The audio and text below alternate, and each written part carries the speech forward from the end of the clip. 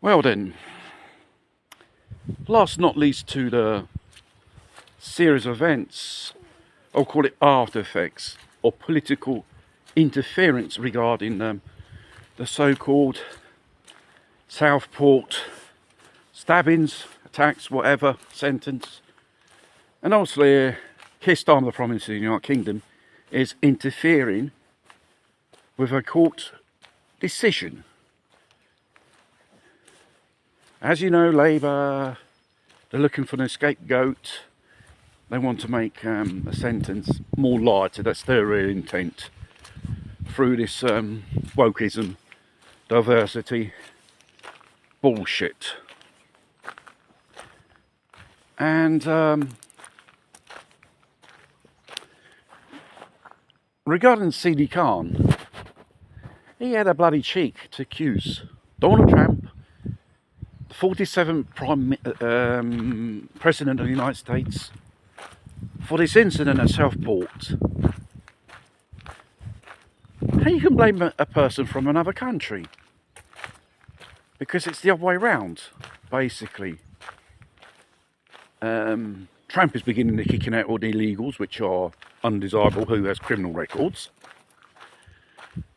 And from the wokey lefties world of La La Land, they've been blaming Nigel Farage, which is the Secretary of Reform UK, the party, and Katie Hopkins. They are to blame because this thing happened in Southport. What they got to do with it? They didn't let it in, these people. They didn't cover up Rotherham grooming gangs and stuff like that, which Tommy Robinson had exposed throughout the years, and there was a cover-up from all levels of institution, local government, and even down to number 10 Downing Street and the coppers as well. The fact is, they cannot accept their responsibility because they're immature people, wokey people, and I think they know better than everyone. And this is the truth. And you can't blame people who had nothing to do with it.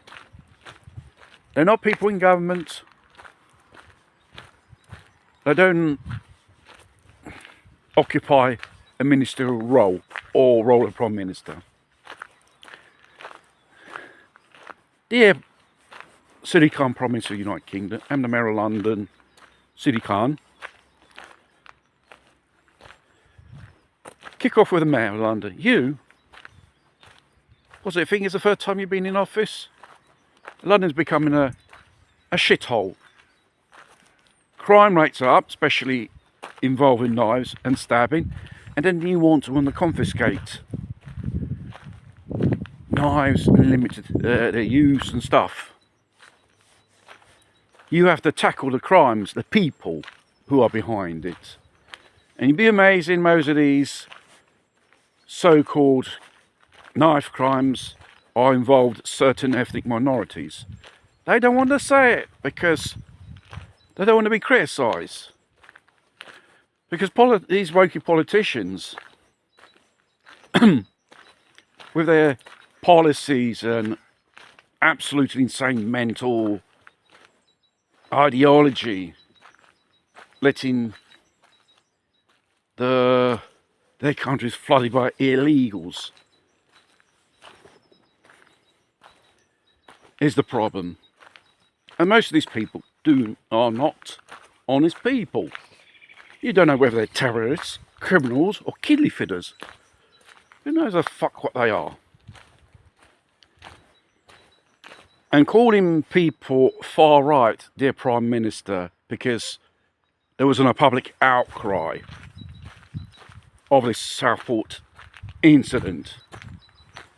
And for all these months, the Labour government has told the coppers and the mass media to keep quiet about this incident. When, even after when it All the police investigations were concluded and there was rock solid evidence.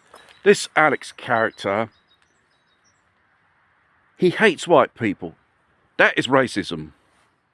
Even those who hate other ethnic minorities, that's racism. Racism is not just one way, it's two ways.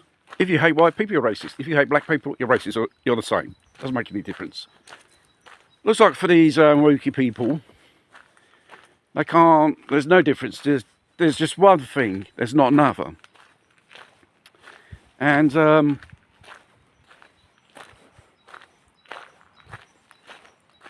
more and more details regarding the life of this character and all the horrible things he's done, I think people can get more angrier. They're just angry because they covered it up.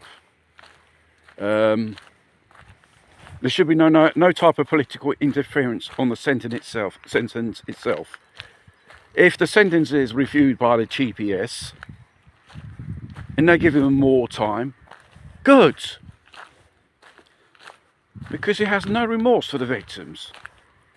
When he was caught, and he was been hearing statements, he's in the courtroom saying he was glad these 3 kids he killed, they are dead. This is not human. It's a diabolical individual and should be treated as such. Some invoke the death penalty. No. That's too easy. Lifetime imprisonment, hard labour, living upon bread and water, and breaking stones with a pickaxe every day from morning to night. That should be his punishment. Because he must bear the pains and atrocities which his victim pain. He'll never learn afterwards. Pampering with psychology, sticking him in a mental hospital, does not do anything. Because after 5 or 10 years he'll be out. He'll disappear into thin air. And obviously, as we know these days, public services regarding these things, they do not follow these people who could be a potential danger for themselves and the public. It's time everyone takes their responsibilities. And as for you, the Prime Minister of the United Kingdom, Mr. Starmer, people will be more angry if you hide the truth and continue to meddle or covering up these things. I think the grooming gangs of the Midlands and that stuff is just only the tip of the iceberg. It's not just recent, it's been going on, it's going on for years and years. No, we must be silent in the name of diversity and equality and like rubbish. That's got nothing to do with equality and diversity. You're running a biased society. You're treating the citizens of your nation, dear Starm, as practically like shit, or some type of resource to collect your taxes to fund your so-called socialist dystopian government, which slowly bringing it on with more controls on citizens' life, hate speech and all that rubbish, controlling people's bank accounts, saying, they could be terrorists, they could be anything. It's just an excuse for a dystopian society which these people want to bring on. And they're on the right road, they're doing so. And the people must rise up and rebel against these people. And they say, you can't protest, blah, blah, blah.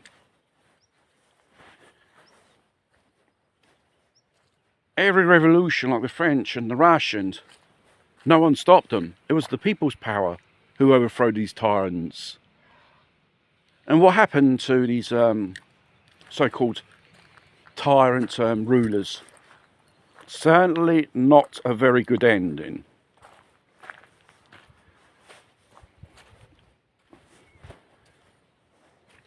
So, dear Prime Minister of the United Kingdom, these policies do not work.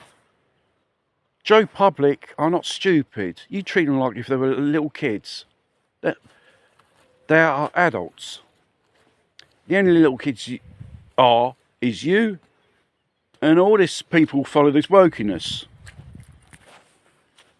Because you're immature, you're not fit, you're not adult enough to take on a responsibility and approach it in a professional way, being Prime Minister of a nation. United Kingdom is becoming a laughing stock of the world with you in office.